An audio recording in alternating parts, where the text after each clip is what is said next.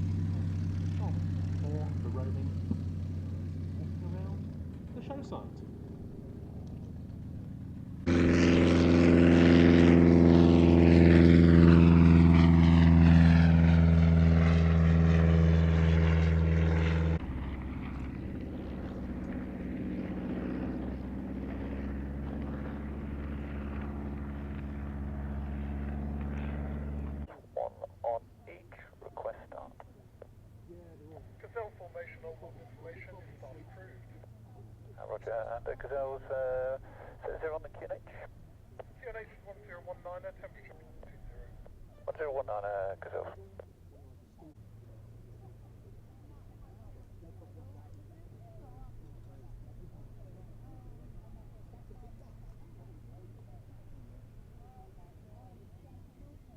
All tower fighters, request line up. Fighters report lined up runway 20. Fighters. Fighters, discretion, copy wind.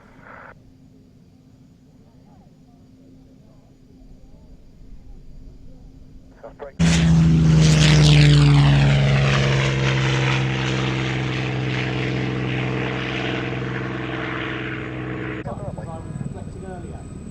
For those of us who look back to display teams such as the RAF's Gazelles, but more famously the Army Air Corps Blue Eagles in various incarnations, but particularly given our theme here at Fly Navy 2022, the Royal Navy has got to display team the Sharks, mounted by 705 Naval Air Squadron at RAS Culrose in Cornwall, and indeed two of the form themselves in today's formation. And the last two moving off the pipeline now are authorization and possibly down at the end of 2018. Fighters line up first, go!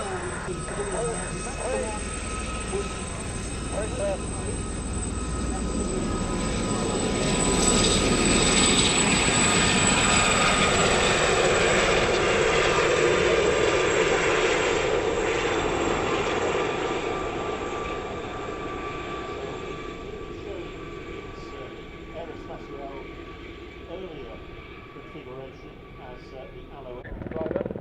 Up, sir. Gazelle's wing over, pull up, go. Now, as I was saying, this event Turn, go.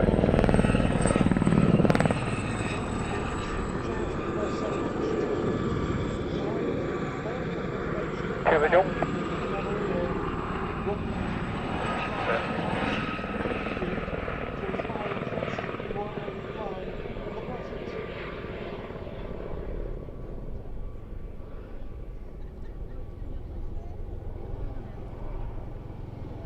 Wing over, pull up, go. Turn, go.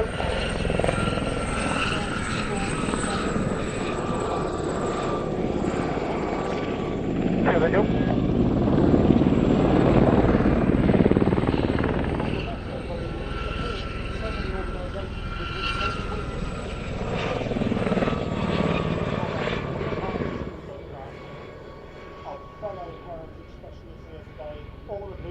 Gazelle's coming right, diamond, go, reducing 60.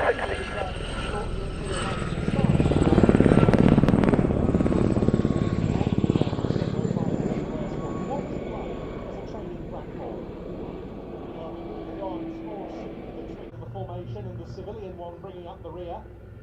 And of course 705 famed for providing the Sharks display team for so many seasons. Rolling left. I want to be a member of the Sharks display team. I wasn't good enough. But we thoroughly enjoyed it.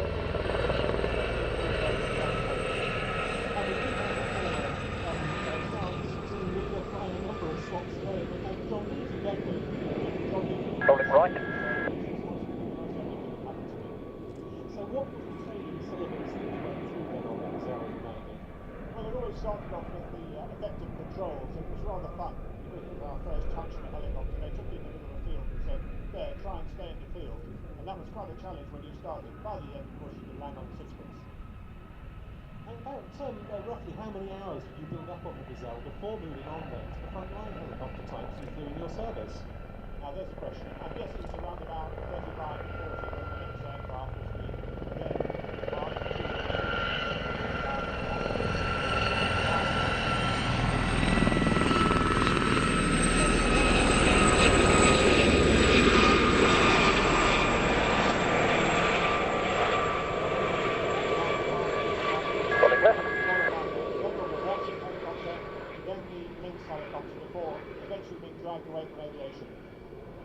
So a very, very full Gazelle's line astern. mental establishment at Boston Down, which later transitioned into the civilianised, contractorised world as Kinetic, operated many Gazelles over the years. notably with the Empire Test Pilot School.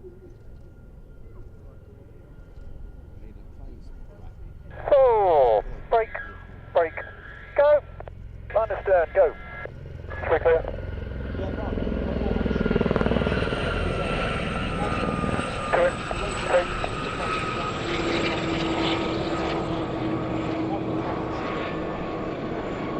Goodbye.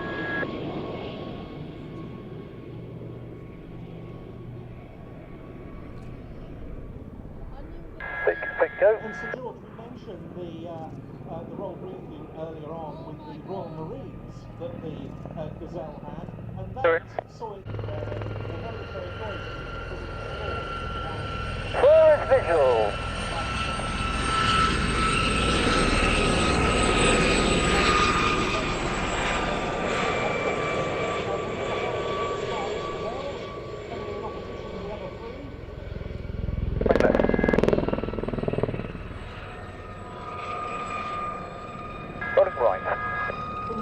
Understand, go.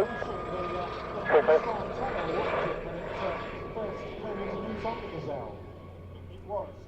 Concord, go. The efficiency of the design, Three, four, clear. was a deductive fact. Two in. As it turned out, the shrouded effect was particularly effective. Clear. Rails rolling out.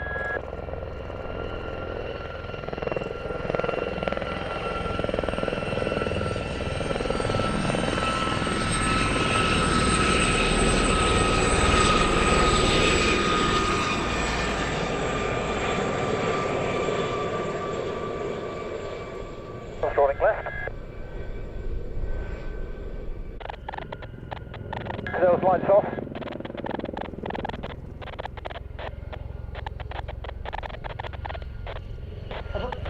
Gazelle's slow left turn, diamond, go, and hold all information. Gazelle's complete, I'll be turning final for runway 20. Understand, go. Four clear, three clear. Line of third, go.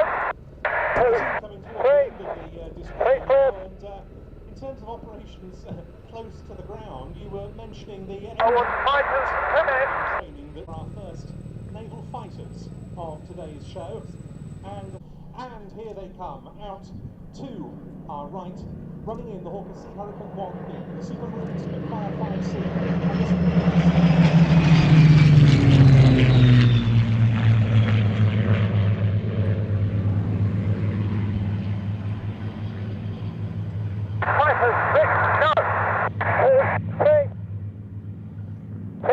still with us, the President of Navy Wings, Admiral Sir George Zambellis, former.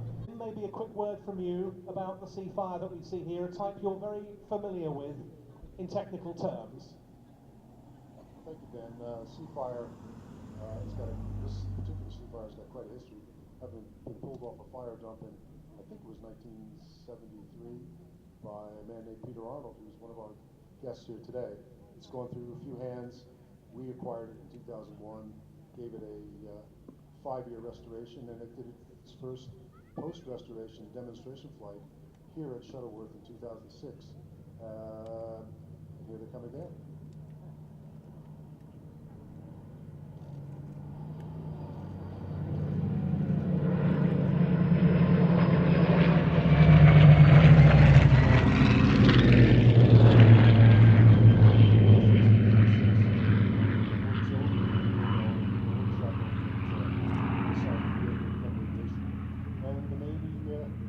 Fell in love with it, couldn't find a better home for it. So really glad that Admiral Sir George and the team now are operating it, and it's going to the right place.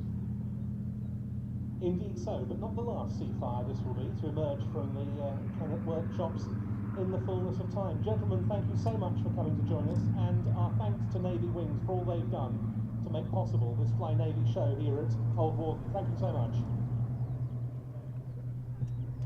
Some 2,646 Seafires were produced.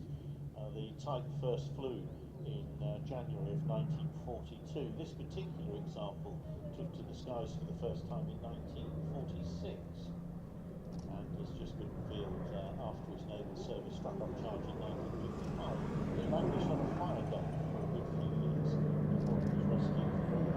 Hurricane pulling out. 2, 1, go!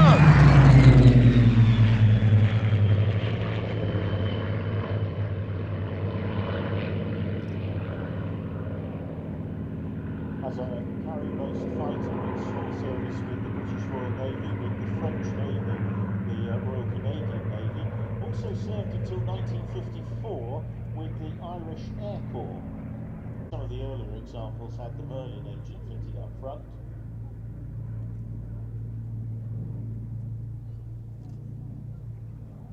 No joy. Turning.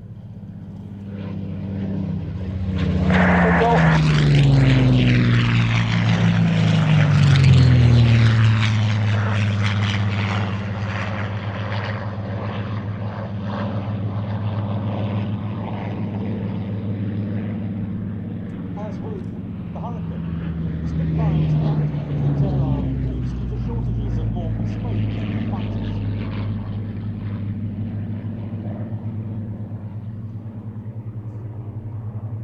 In fact, Supermarine had proposed a naval version of the Spitfire pre-war. At that stage, the fleet air arm felt it had no use for it, rejected it. Then when the Royal Navy wanted one, production for the RAF was taking priority.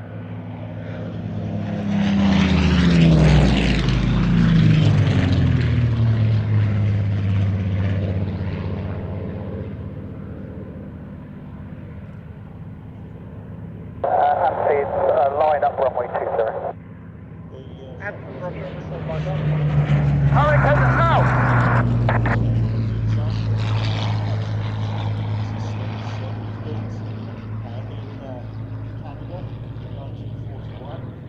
Tau, Amson, say again, you're unreadable. Anton, report lined up. Report lined up, Amson.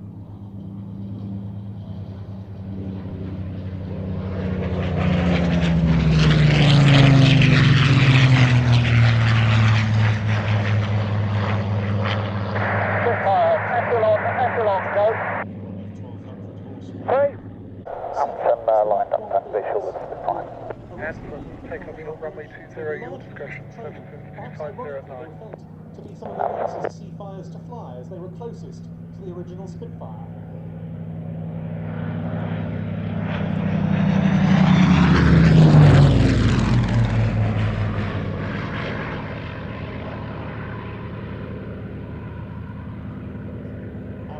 Shuttleworth Mark 5 Spitfire was with 310 Jet Squadron based at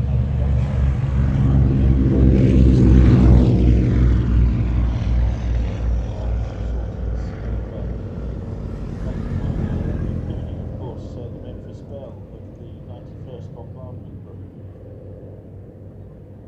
After active service, it became an instructional airframe.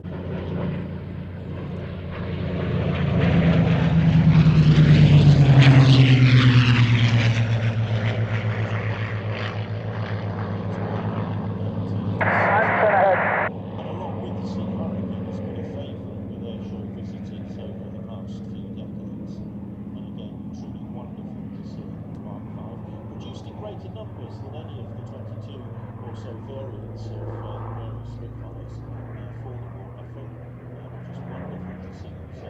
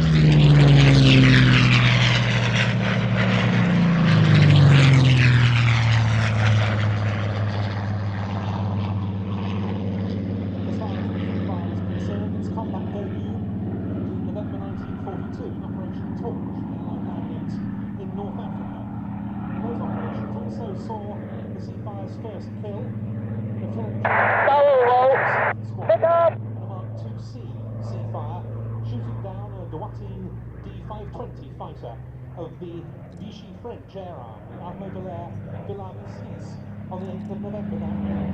5 Seafarers flights participated in Operation Torch.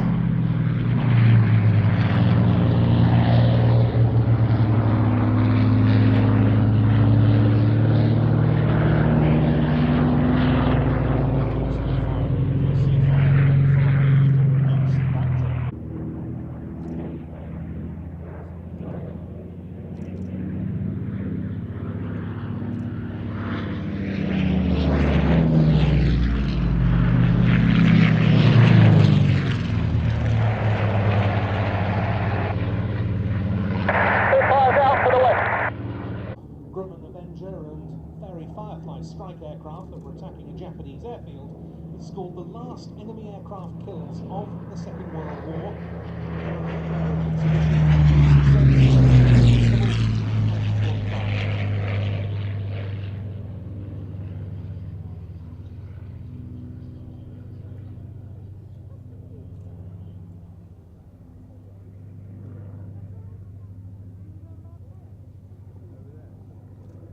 Shuttleworth 1B Sea Hurricane had a small role in a very famous film, the Battle of Britain film from the late 60s. It was part of the ground lineup of military aircraft, the making of that film.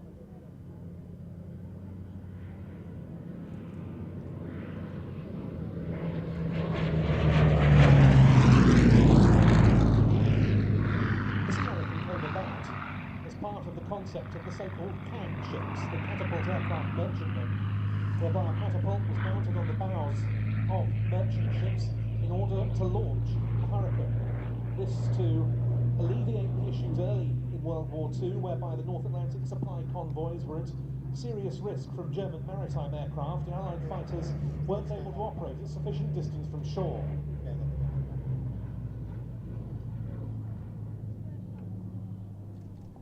Testament to the design skills of Sydney CAM and the builders of this particular example of Sea Hurricane, that all these years on, she still graces the skies and delights every time there's an air show here at the Shuttleworth collection.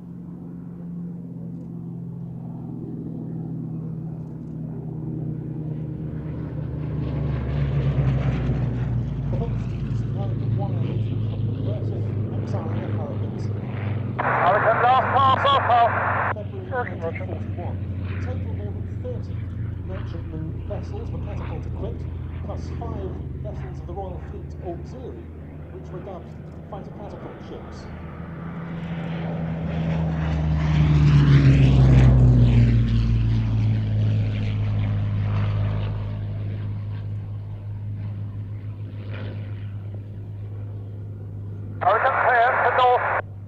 And of course this was a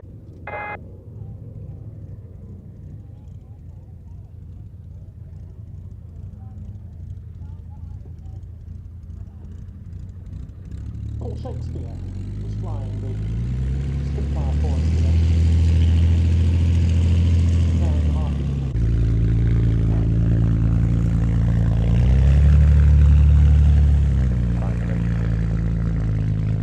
Highgate Wisdom 5.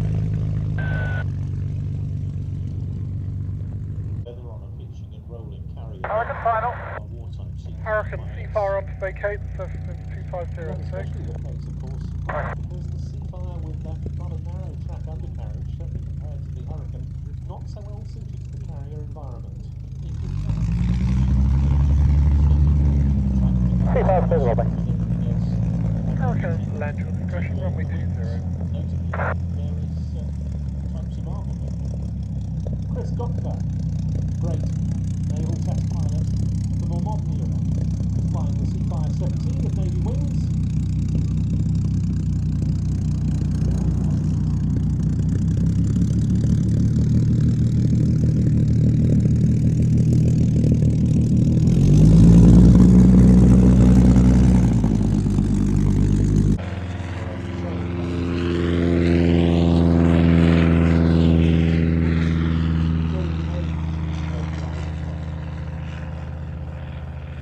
yes, in this case, visiting sailplane, and a very, very historic one in the form of the Elliots of New Olympia. The first of the multi-engine piston types in today's programme.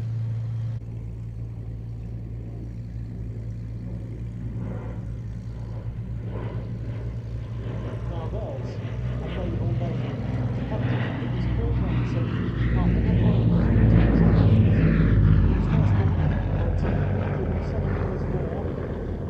century, and another unrelated naval ensign, Vice Admiral Sir Edward, flew in the Fleet Air Arm during the Korean War and the Suez Crisis.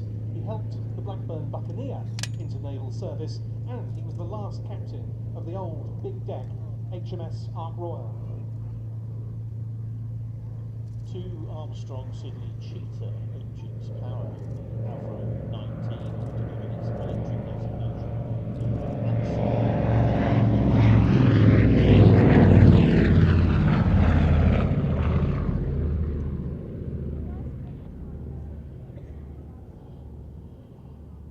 Those engines each producing some 350 horsepower. It was used as a multi-engine trainer, but because it was quite a large aircraft and you had all that cabin space in the fuselage behind the cockpit, it was deemed a waste of space. And as a result, the aircraft was drawn into service not just to train pilots, but also navigators, engineers, radio operators. Some were even fitted with gun turrets.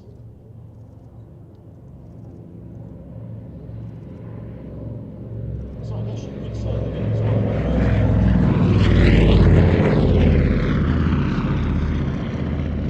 first naval connections. It was used as a coastal patrol aircraft to take part in search and rescue missions, reconnaissance missions as well.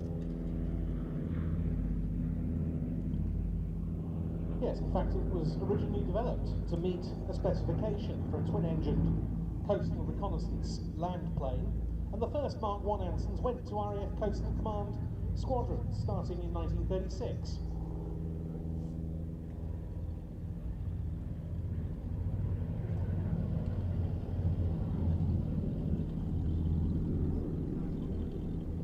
I'd venture to suggest that the left-hand seat is the less physical of the two in the cockpit, because the poor old co-pilot is responsible for raising and lowering the undercarriage 144 cranks of the lever to get the gear up and then down again.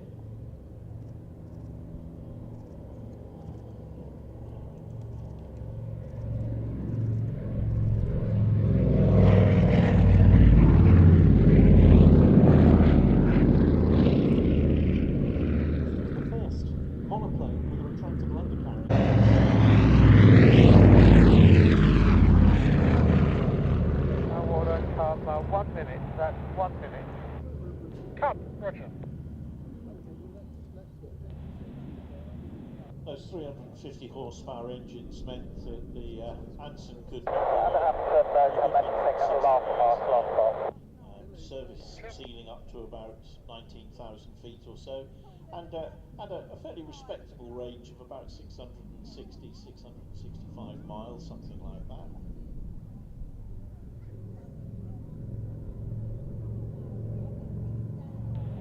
Chipmunk ready. Chipmunk, readability 5. And that's 30 seconds, 30 seconds.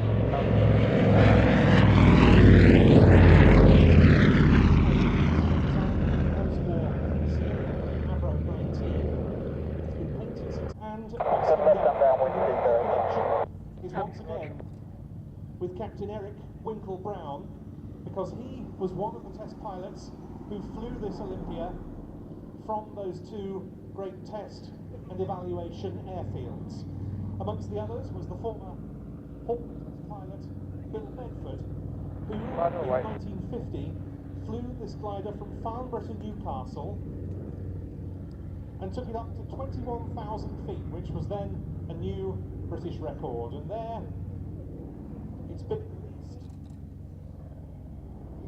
This original ex-ETPS Olympia going through its paces. Another record that this aircraft was 1,000 feet, 30,580 feet to be precise, to set that new height record. 150 of these gliders were produced by Elliot's of Newbury. February 1949. But the design and the name dates back to the fact that gliding was to have become part of the Olympic Games had they been staged as planned in 1940. Maggie request taxi. Of course, the war Taxi with the hold of runway 20, the QFE but this was 101. a successful design Of the Olympia that were produced over the years. All of them very light, responsive controls and said to be a delight to fly. Experience of prospective test pilots, and they included 2 Olympians. They added these, what you might think of as D-Day invasion style stripes for pure conspicuity purposes. Elliot's of Newbury was an interesting company actually. They were furniture makers. They'd been involved in building aircraft components during wartime, and they employed many former German prisoners of war to make components for the Olympians. They were able to receive as displaced persons, supported financially by the British government.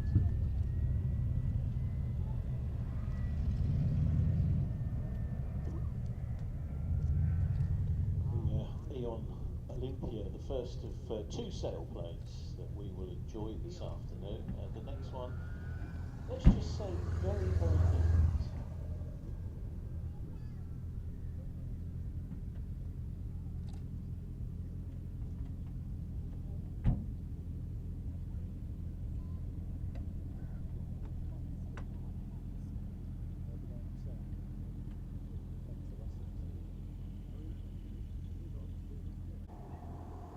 And just caution, glider landing up the hill.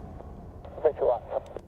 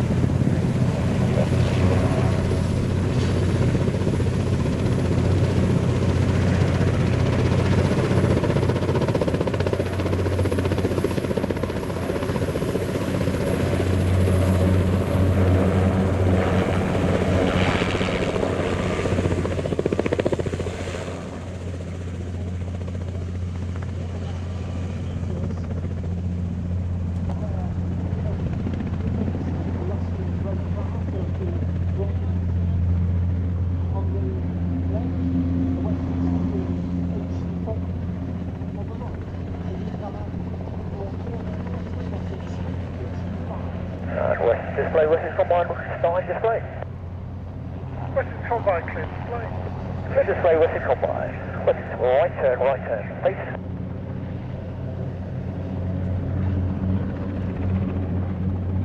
German taxi, right turn, please.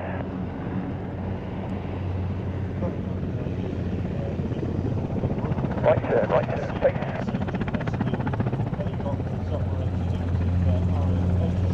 Transition.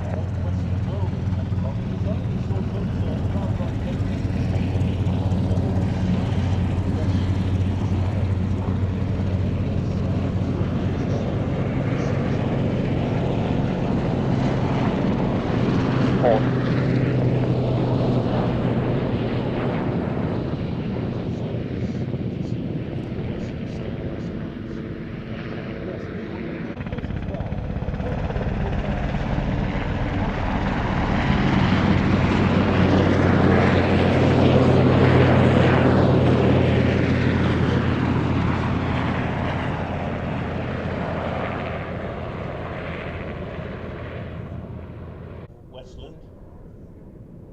That's fine. Initial orders were for the Royal Navy, later the RAF. And the Wessex enjoyed a 40-plus year career with both arms of the military service.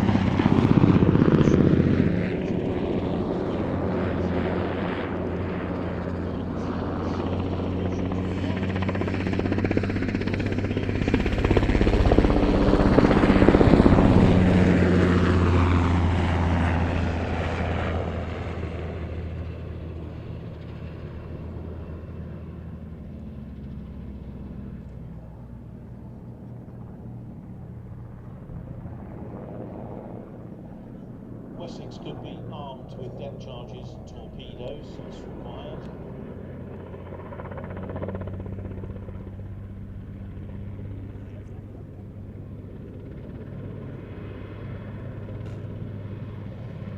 It was the first submarine helicopter for the Royal Navy to be deployed as such from the outset, Westland Navy not with, and it was the first in that role with gas turbine power. power. It meant the anti-submarine warfare force of the Royal Navy was bestowed with far superior night and all-weather capabilities. It also had a much larger payload than the Whirlwind and superior performance. They started coming into service in 1961, also of course used, as Mark was saying, by the RAF as general purpose transport and search and rescue platforms.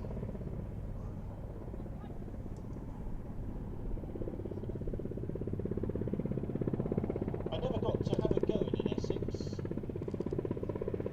Essex, right? Essex. You say Essex, I say Essex. But I did get to go out to a North Sea oil platform on one of the American Sikorsky variants that Essex was based on, which was quite an experience. A long story that I won't bore anyone with.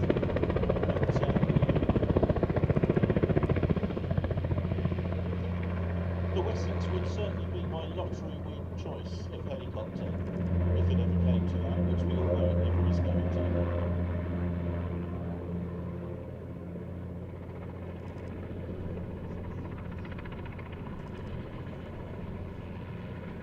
Wessex, nosing over. The 5 model, the twin-engine derivative developed for the Royal Navy.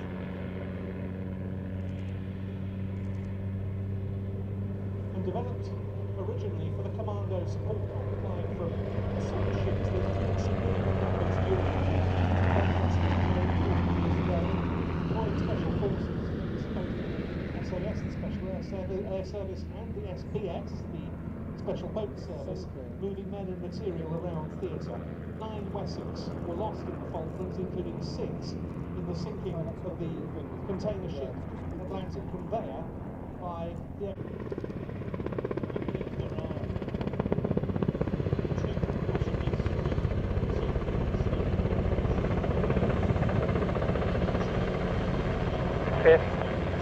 Right turn, good.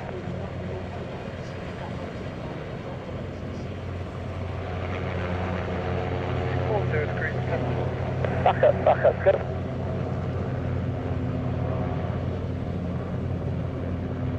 Foul, go. Display which is combined, please. Combined, thanks very much. 240 degrees 7. West is combined. Taxi back to landing. West is combined, function.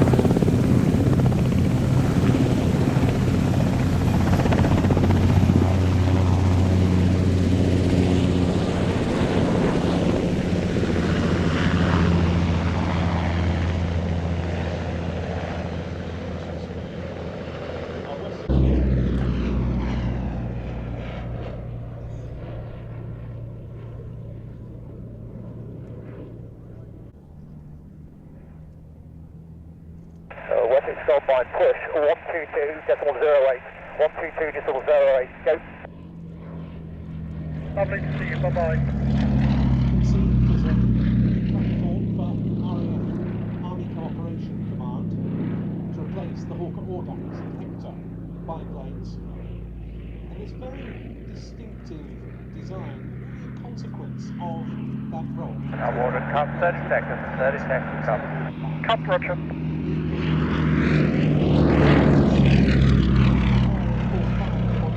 Machine guns.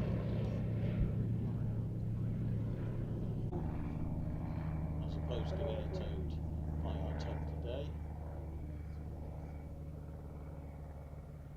I think the first fear that a new pilot would have to overcome would be the fact that you are totally exposed to the elements sitting on that machine.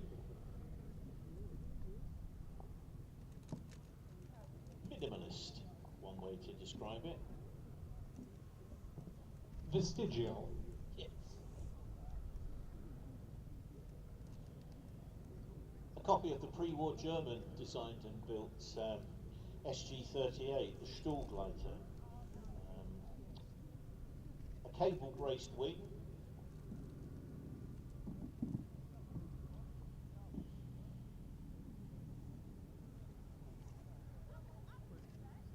Could reach about 70 knots in a shallow dive.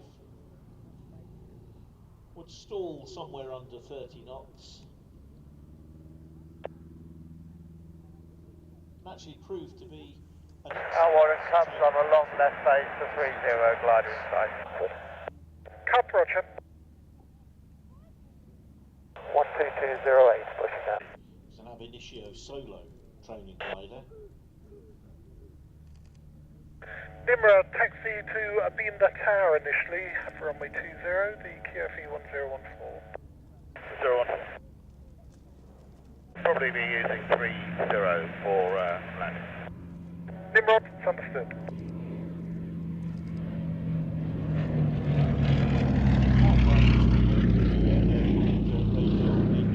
Although the Lizzie might look a little bit cumbersome, had fully automatic wing slats, variable incidence tail vane, Cup, thank you.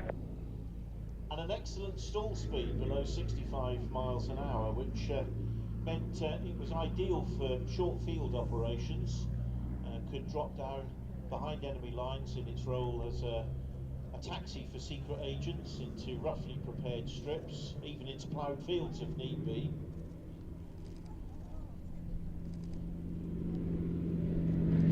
Easy application. Airshow a few weeks ago here at Old Warden.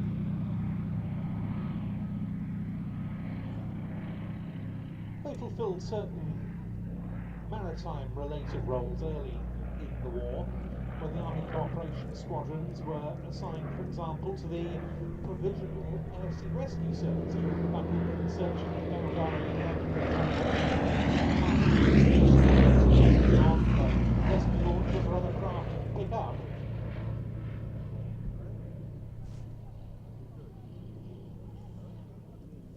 It must be said they weren't especially successful in that role. They also would patrol potential invasion areas along the south coast, which was extremely boring work for the pilots, one of whom was Ken Wallace of future autogyro fame, who told me we fully expected that we were going to see the invasion on its way before they could put us up on the ground radar.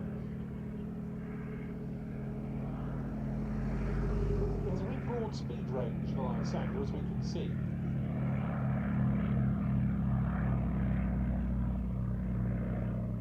Slow flying ability is considerable, and that an aid to getting into those short, barely prepared strips in occupied Europe. Flint said this particular example here, now part of the world famous Shuttleworth collection in the livery of 161 Squadron. In particular, the aircraft was flown on those special ops duties by pilot officer Peter Bourne Fowler during the Second World War.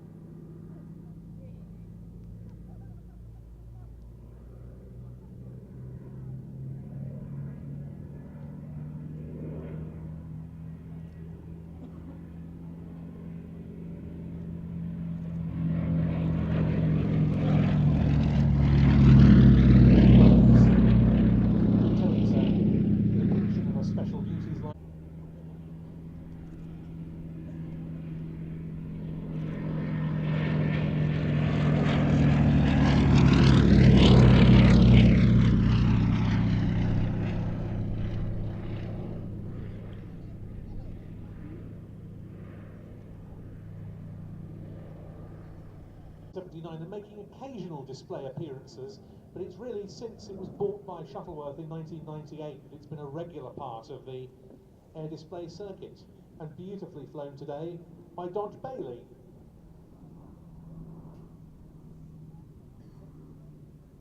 Roger, want to vacate.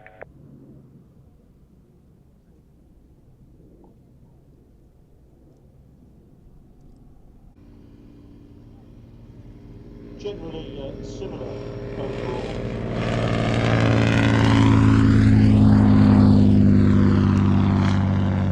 What you can trace with the fuselage, when you see the fuselage side on, when she makes some of her flight paint, all flying together.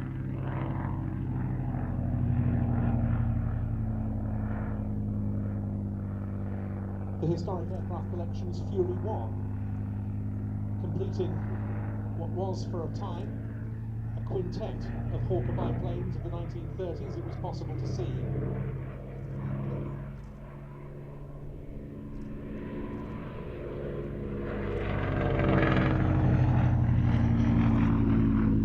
Look forward to those others, as I say, coming back into airworthy condition in due course.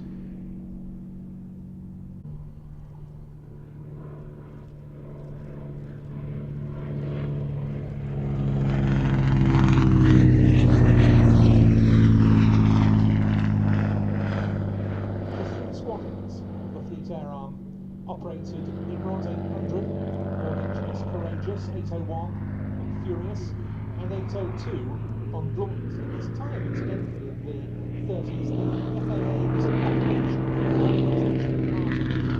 Royal Air Force. It wasn't transferred to the Admiralty until 39.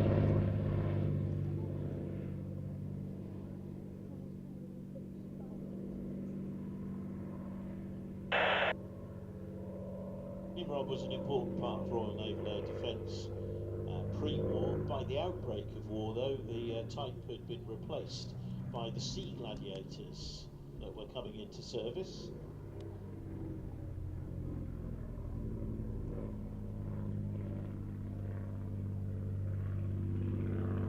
They had nonetheless been deployed quite widely aboard carriers.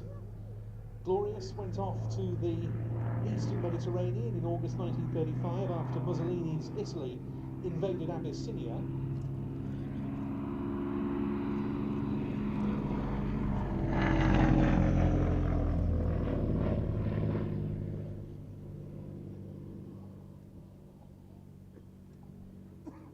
Typical armaments were 2 fixed forward-firing 303 machine guns and up to 4 20-pound bombs carried on underwing hardpoints.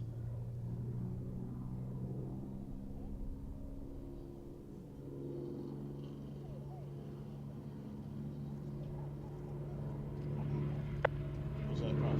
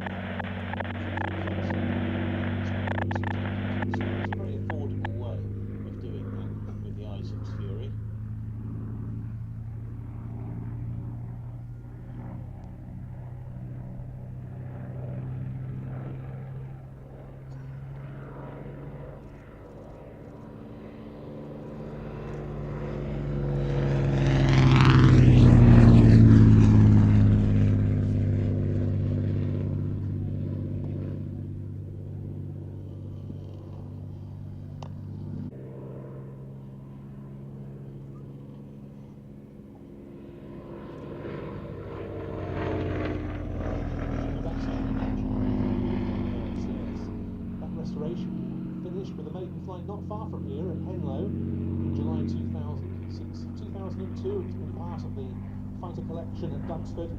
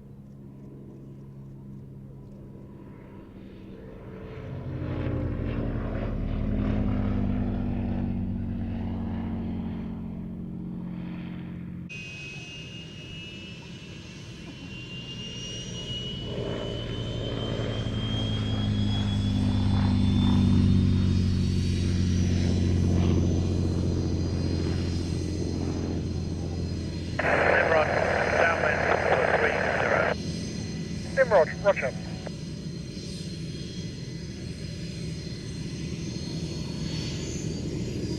Worth of Nimrod flying with the collective Shuttleworth collection landing. It is clear.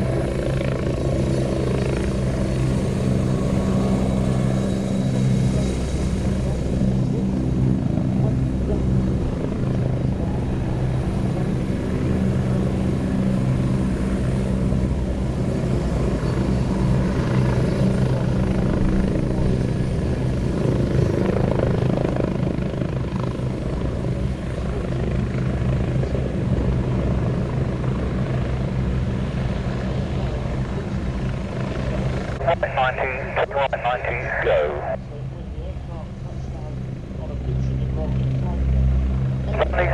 Landing lights, go. See the lifting. See lifting.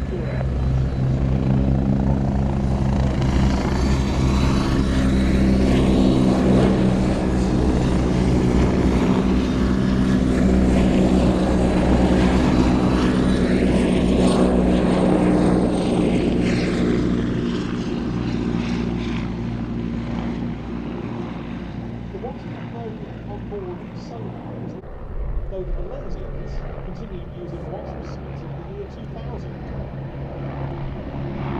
Yes, it's the decommissioning of the last Speed.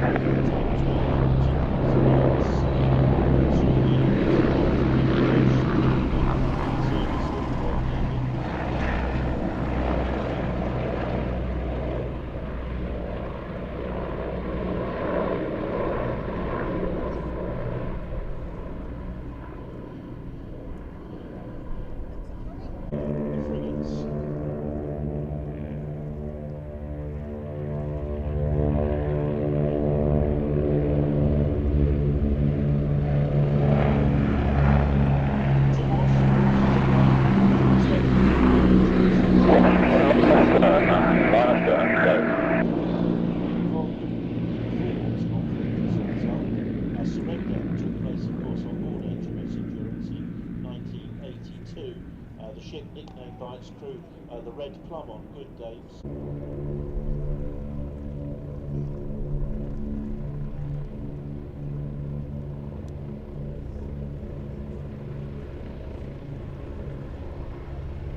Leader to the parking. Bypass is in the colours of a What's roger, Sopwith is 2903. Copy.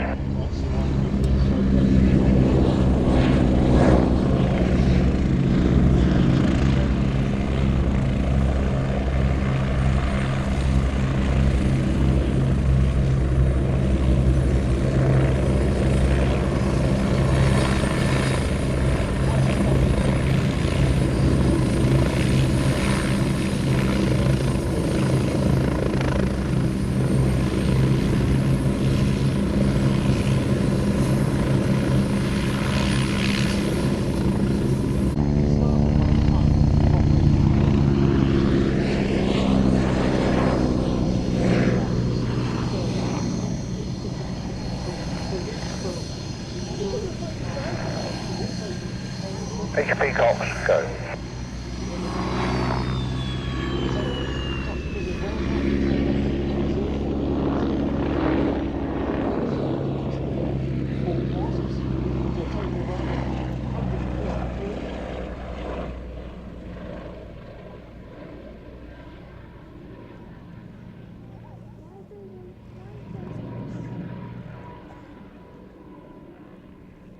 Rudder brake, rudder brake. 96 of those served with the Royal Navy.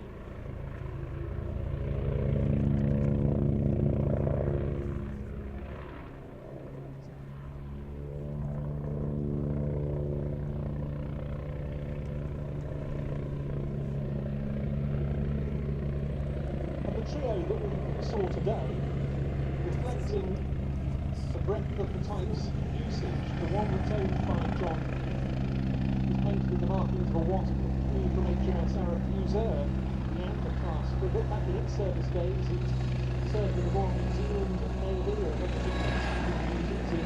Papua New Guinea.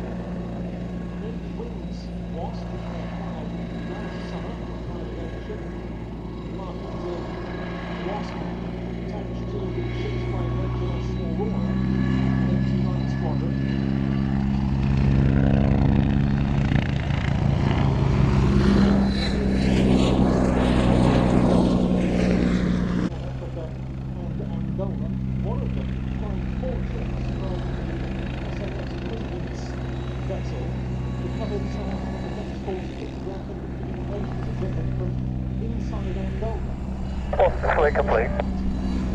What's Roger? Roger.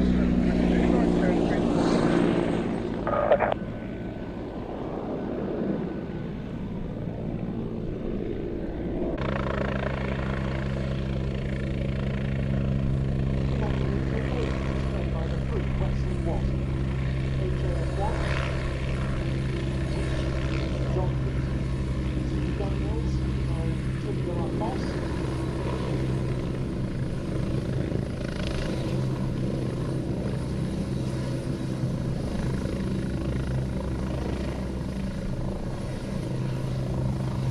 DCS7 for spotting duties.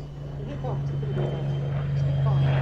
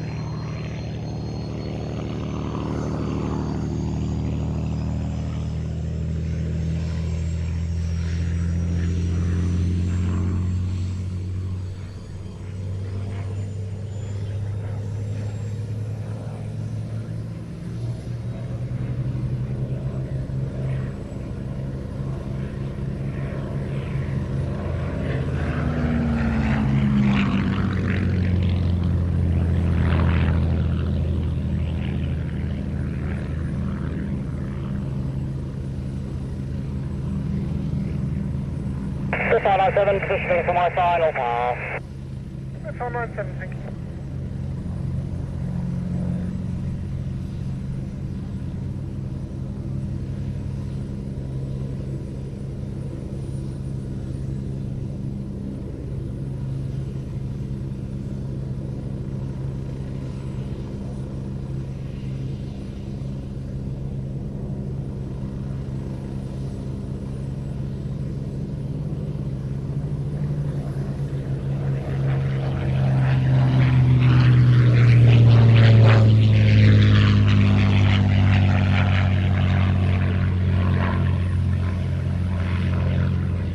Sopwith 97, lovely to see you, and on through to the north.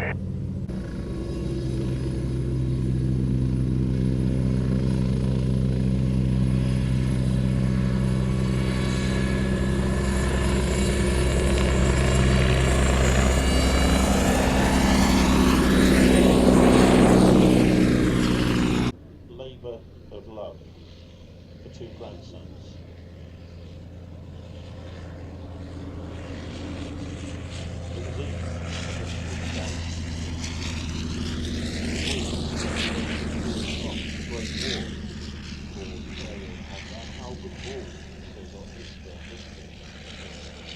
This is a faithful reproduction of the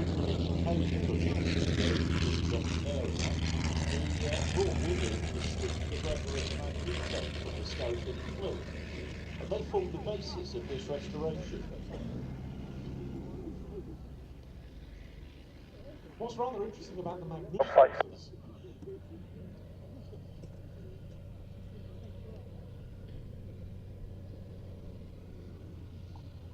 So David and Rick Bregner faithfully reproduced this aircraft using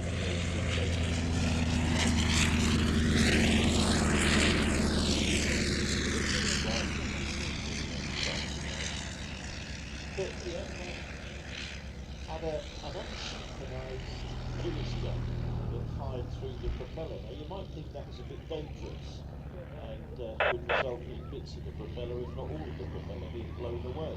Well, yeah, actually, on the law of averages, some of the shells could actually the propeller to a blended block.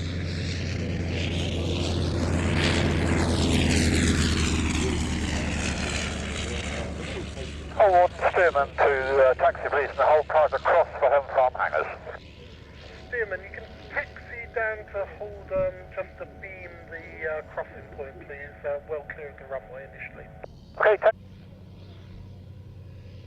But then the second and third scouts built were handed over to the Royal Flying Corps and sent all the units to France in September.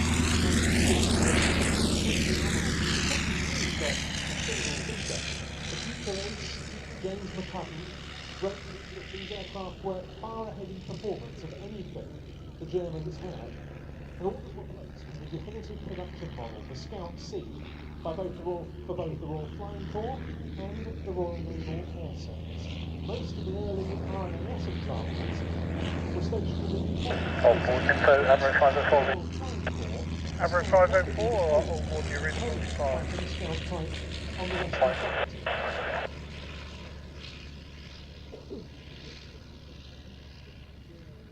Units of the Royal Naval Air Service using the Dardanelles campaign around the Dardanelles station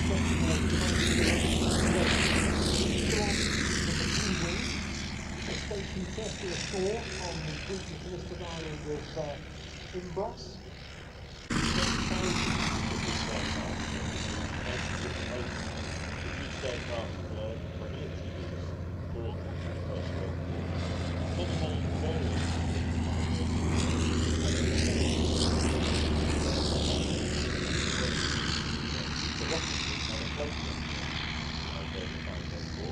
Japanese also increased their capability,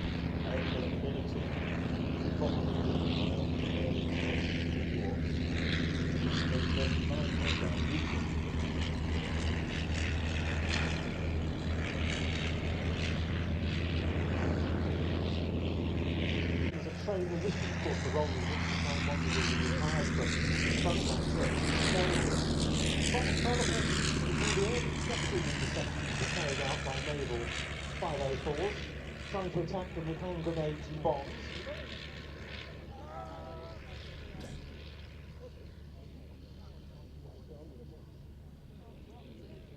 proved very successful on the Western Front. Slow landing speed made it very popular with naval fighters.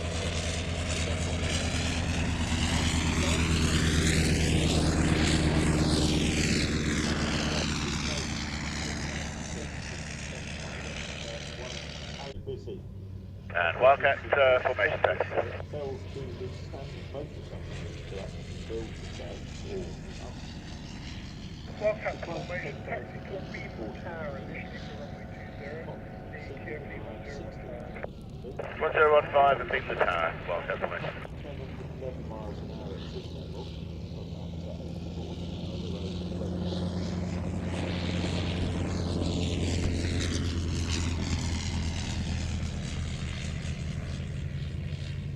Catalina, on warden information, good afternoon.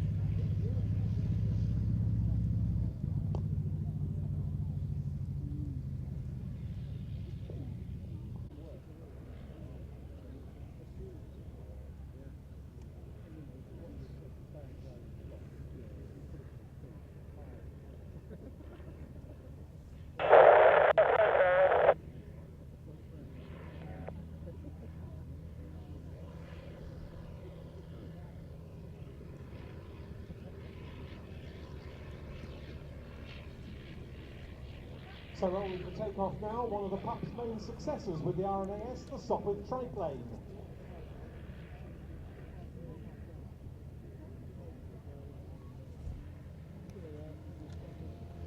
Harry Hawker was Sopwith's chief pilot when the triplane was being developed.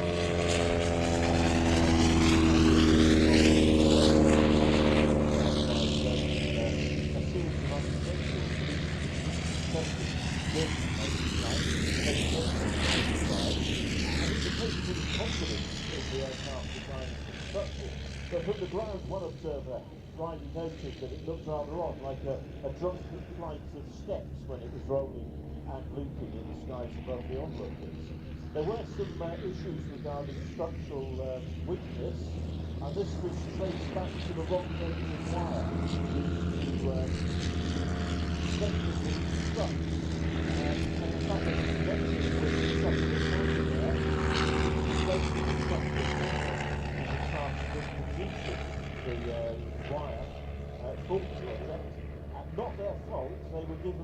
instructions and told to produce the wrong gauge of wire with camel, which was flying by the end of 1917. The aircraft was difficult to maintain, so there was a lot of downtime with the aircraft. For instance, to get at the oil and fuel tanks through the fuselage, the wings and part of the dismantled. So from an engineering perspective, it wasn't a great war. The triplane was one of those aircraft that...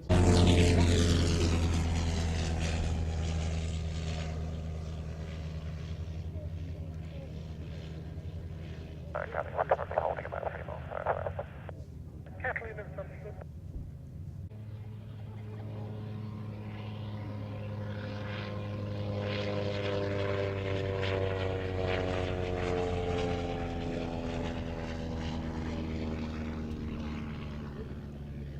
The most famous triplane exploits were those of the so-called Black Flight, officially B Flight of number 10 Naval Squadron, led by Raymond Collishaw, a unit that developed a fearsome reputation.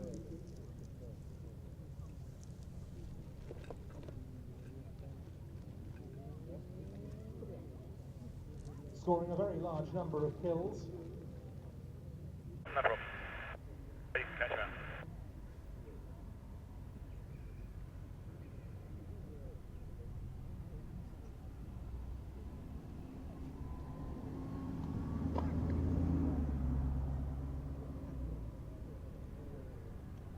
Going out to 70 miles. First off, the Grumman FM2 Wildcat.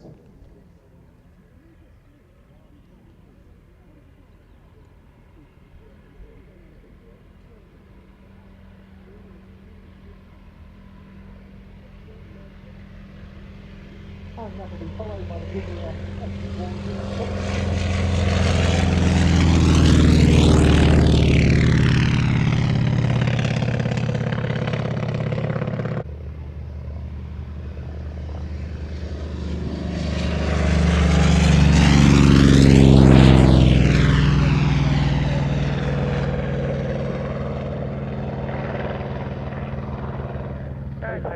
Running in Catalina. Do you want us to finish still on time? Sorry. Used with Royal Air Force Coastal Command and the United States Navy. And if you look to the right, ladies and gentlemen,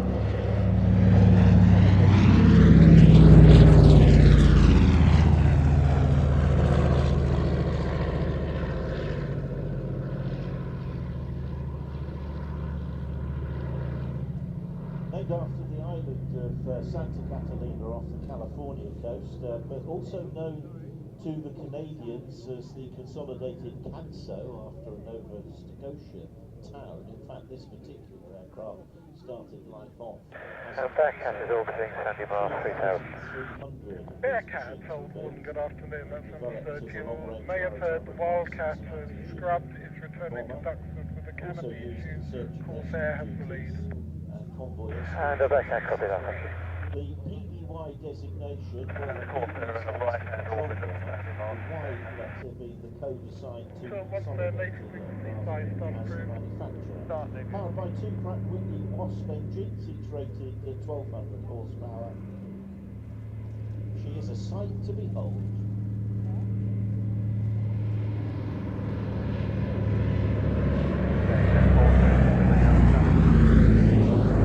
Yep, got your visual now and just going on your inside. The US Navy recognised that it had a need for a new control model to counter Wildcat, Roger, Ducks are aware. Yeah, sorry. From Douglas. This one today, it was a pure flying boat at that stage with just a single engine. Corsair, what's your speed? Take the aircraft to and from land. About 160 on your start acceleration. One of the later amphibian versions. Hence the WWII designation.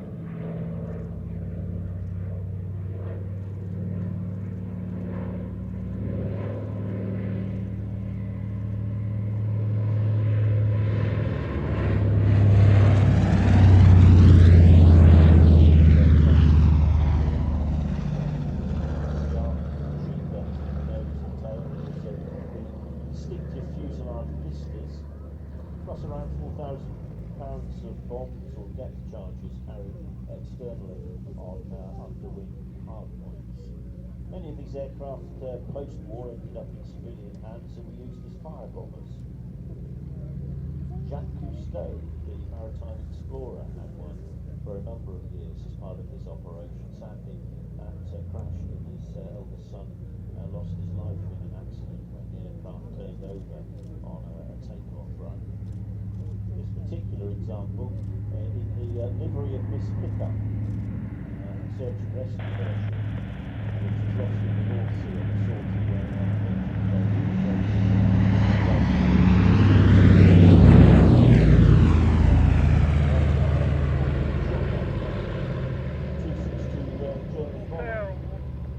German fighter. Rolex plus 2 was commenced at 1700. When the WWII control bomber prototype first achieved a new distance record on its maiden flight in excess of 3,400 miles. This was a very innovative design in some ways, because to achieve that sort of extensive range, it had to incorporate a great amount of fuel tankage, but it also had to be as streamlined an airframe as possible. So Consolidated gave it a so-called wet wing, which means the wing incorporates fuel tankage, which caused a considerable weight saving over having tanks elsewhere. Very few lines you can see, low drag, and they may have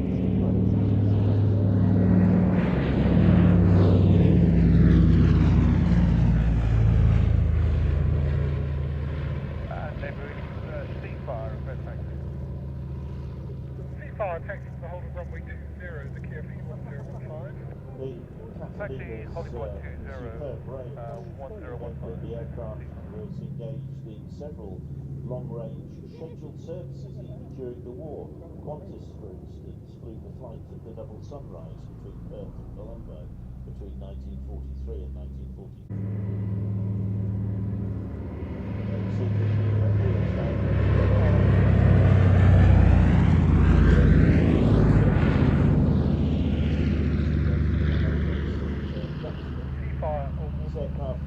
C-Fire hold. No, C-Fire, you can continue taxiing. The surface window is indicating 340 degrees and 5 knots. You can probably see on the west fog build up to the big round there. You're welcome to the other end if you want to. I'll take the guidance from the Sea Hurricane and the Spitfire.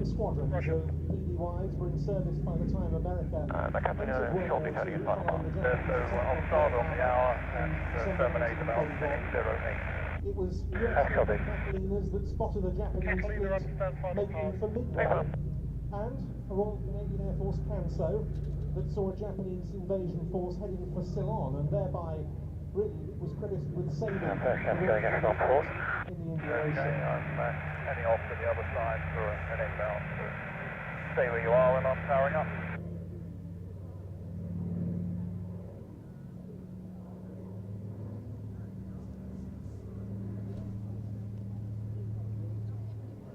Straight now.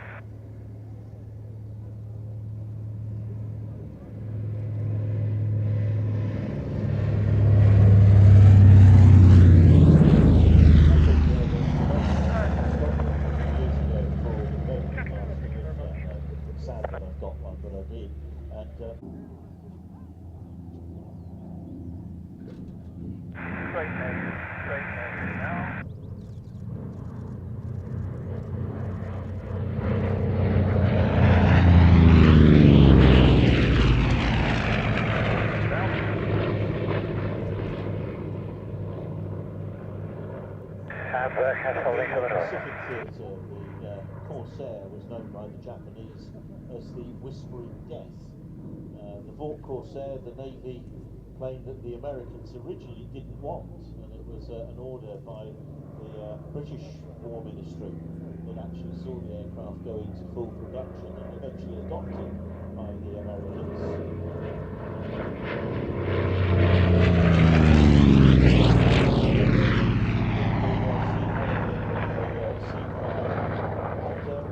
Also over that of a much greater range, just over 1,000 miles at 190 knots.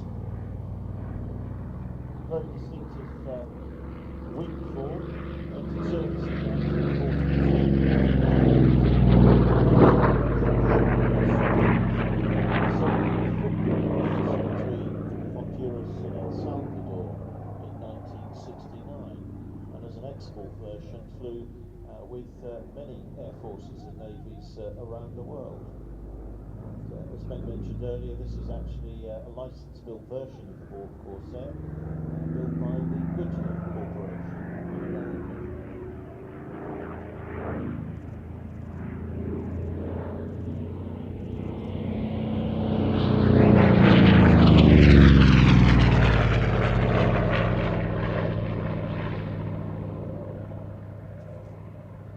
The Corsair was a very impressive performer when it first appeared in its maiden flight in May 1940.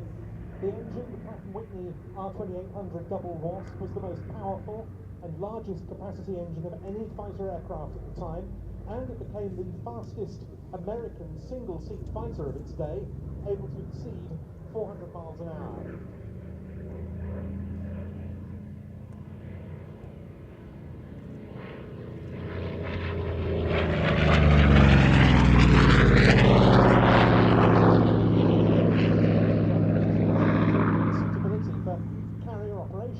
And so it was that the US Marine Corps, flying F-14 Corsairs from land bases, was the first to use them operationally before the US Navy.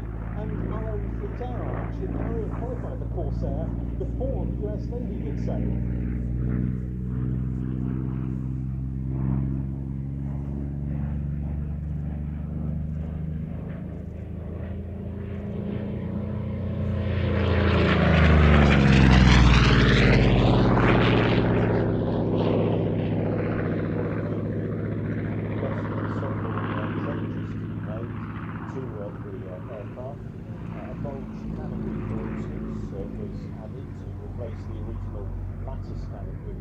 Hurricane style that was in place.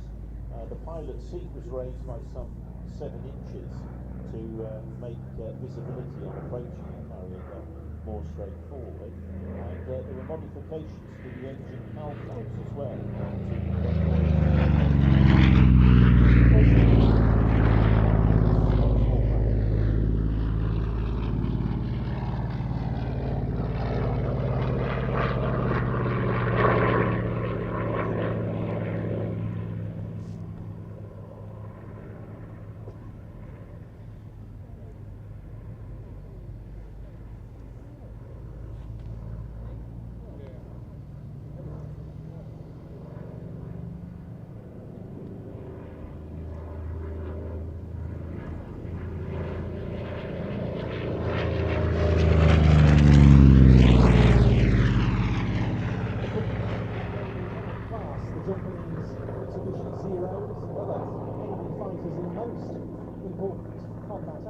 And the US Marines employed F-4Us very effectively as fighters during their island hopping campaign through the Pacific. In fact, indeed, one of the most famous, if not the most famous exponents of the Corsair was US Marine Major Gregory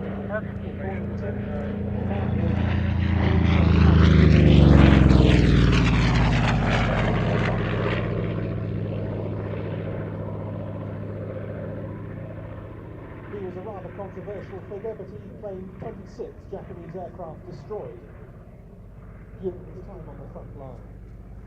And it found another very important role with both the US Navy and Marines, as well as the Royal New Zealand Air Force, as a fighter bomber in the Pacific Theatre. And Spitfire taxiing ready immediate. Amphibious landings, including the crucial battles of Iwo Jima and Okinawa.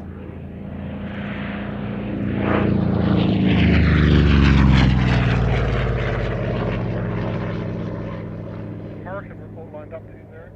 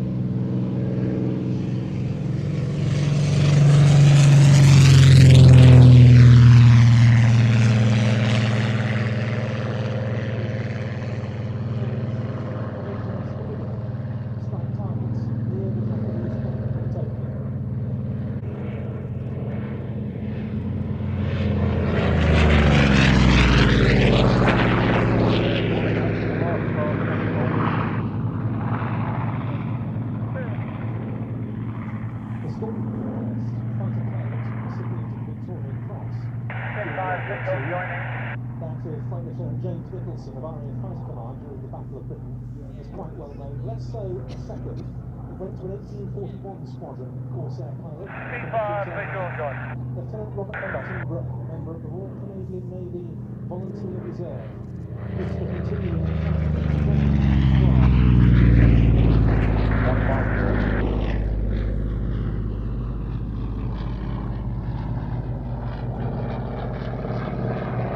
That is running in with a Corsair departure inside.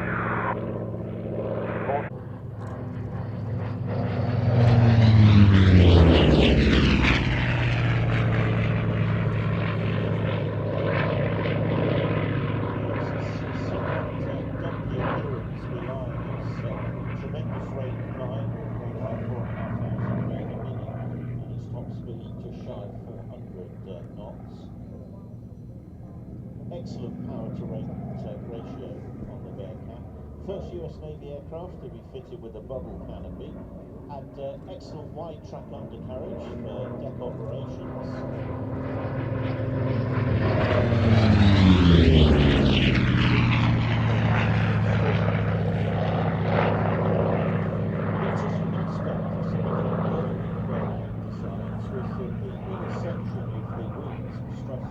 Dressed to plus 7G, the outer sections of the wings weren't the same way. They were designed to break off if the aircraft were set at 7.5G. The aircraft still capable of flying on the wings back to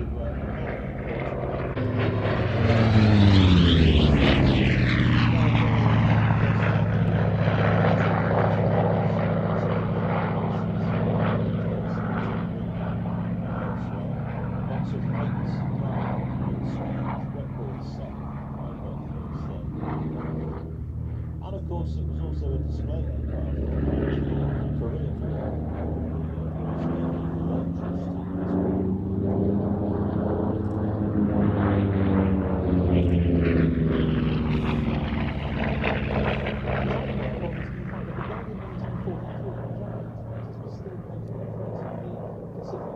successor, very successful since markedly improved performance, lighter weight. Of course, this came at the penalty of shorter range, which is a classic combination. Small aircraft, big engine.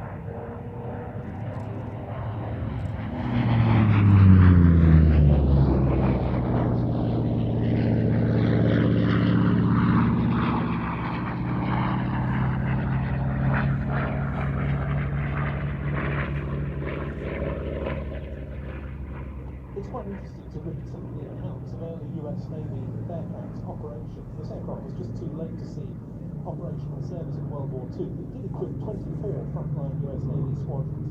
One Bearcat pilot from the time, Ensign James Sparks, recalled how violent the carrier takeoffs on the catapults of the day were.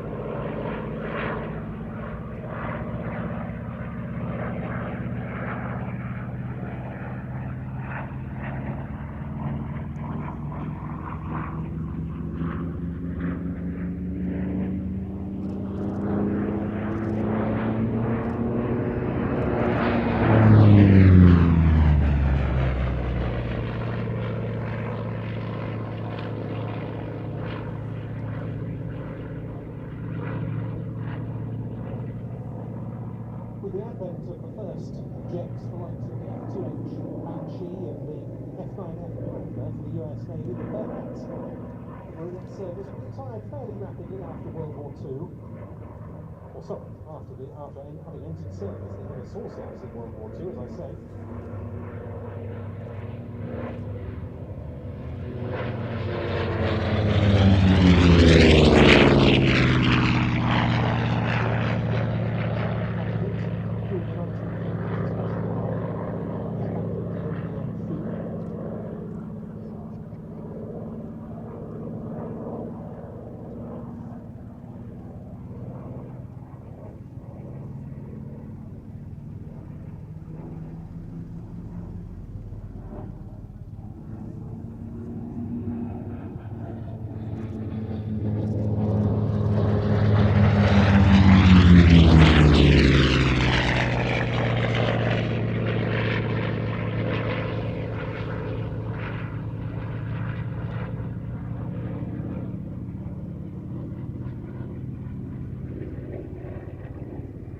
Okay, commencing last time. This machine this is. This one of the founding aircraft in the fighter collections fleet.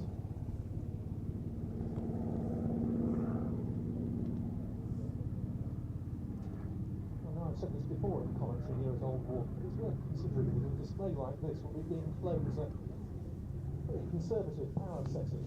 Just imagine what it could do if it was really wound up as they were in service.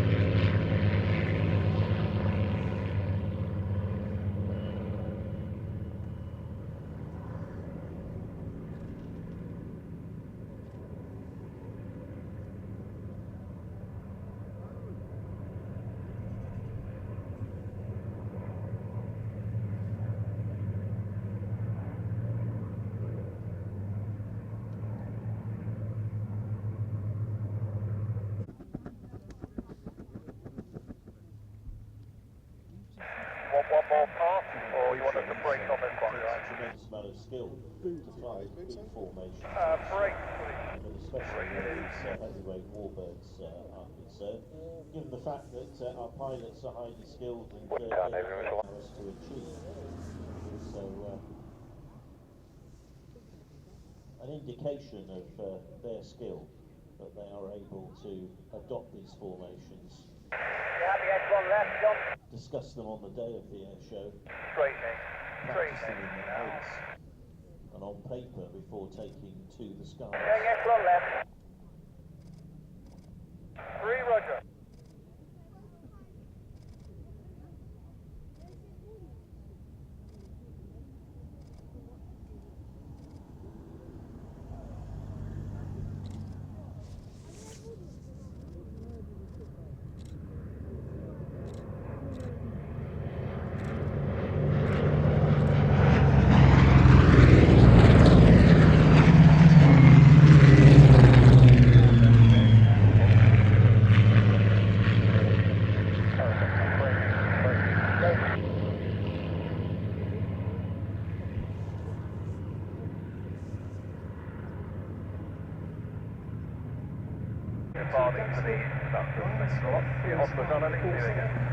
Corsair Bearcat, lovely to see you. Thank you very much indeed.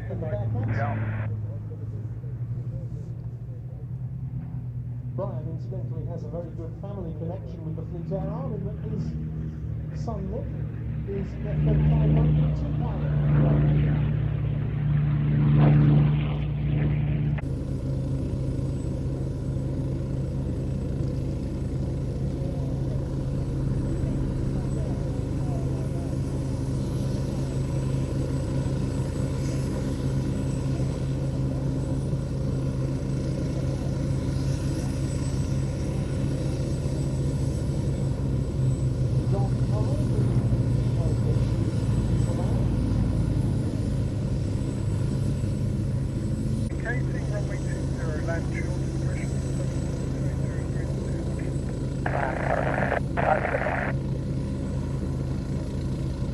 All information, the Wasp Golf Charlie Bravo Uniform India is running ready for departure and immediate takeoff when cleared by you. What's Uniform India, Roger? I'll call you very shortly. Uniform India, many thanks.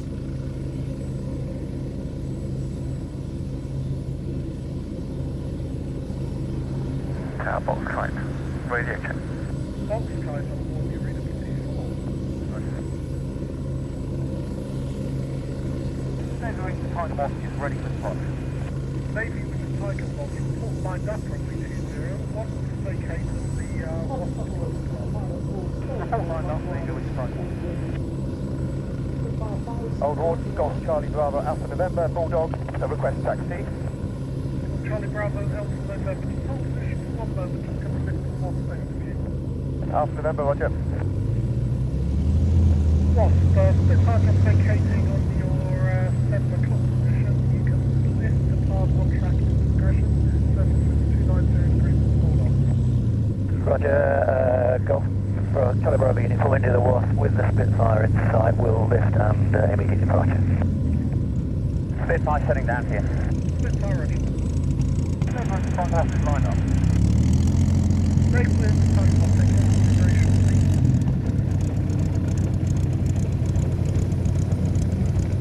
There is a line ready for departure, sir.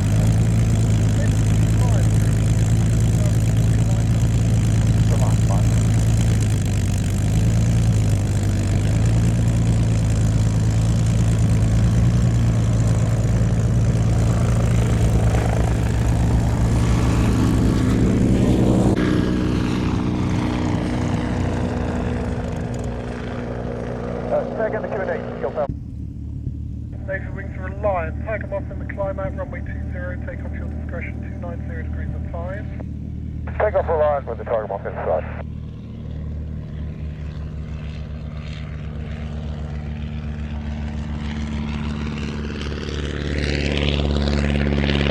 Line up to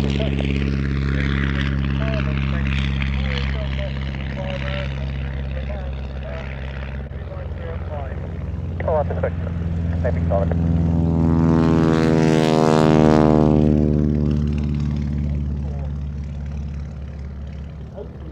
Navy Wings Wasp is 2 miles to the east-west direction and leaving your frequency main taxi. Okay.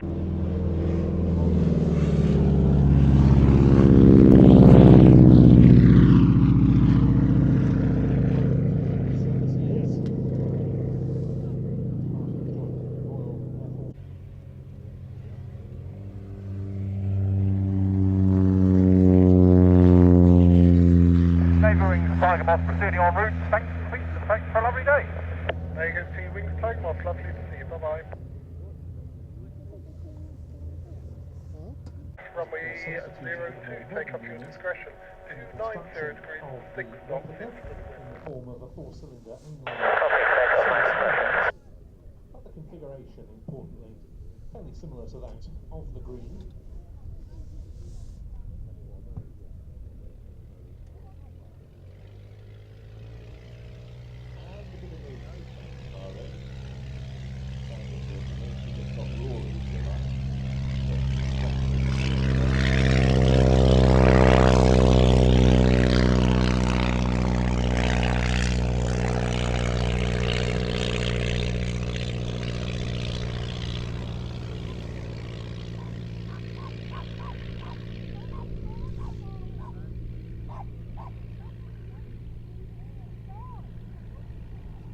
Right, the 2-minute average is 290 degrees and 7 knots. The instantaneous is 280 degrees and 7. Roger.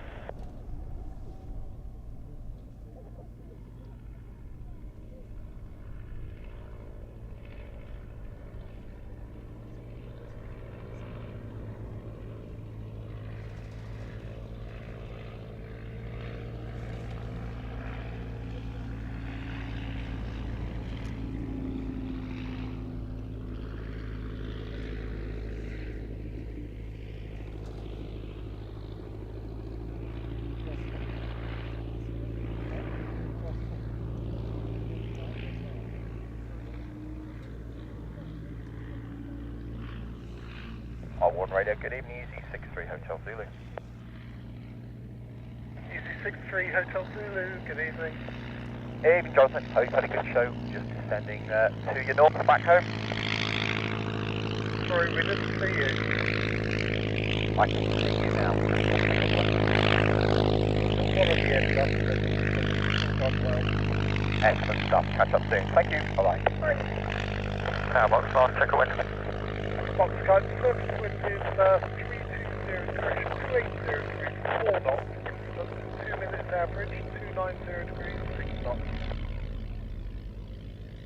Okay.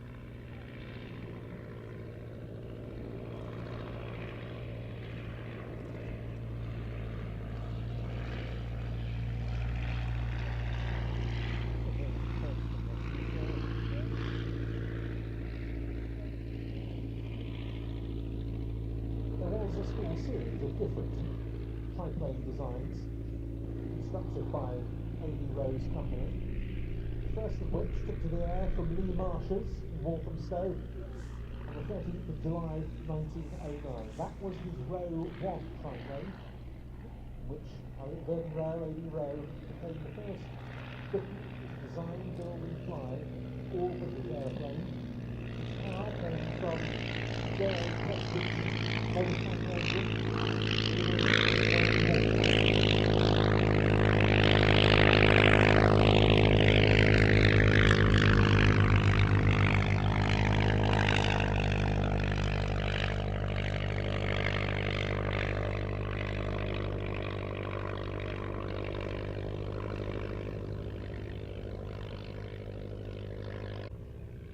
Unsurprisingly, during that time, it did suffer a certain number of incidents.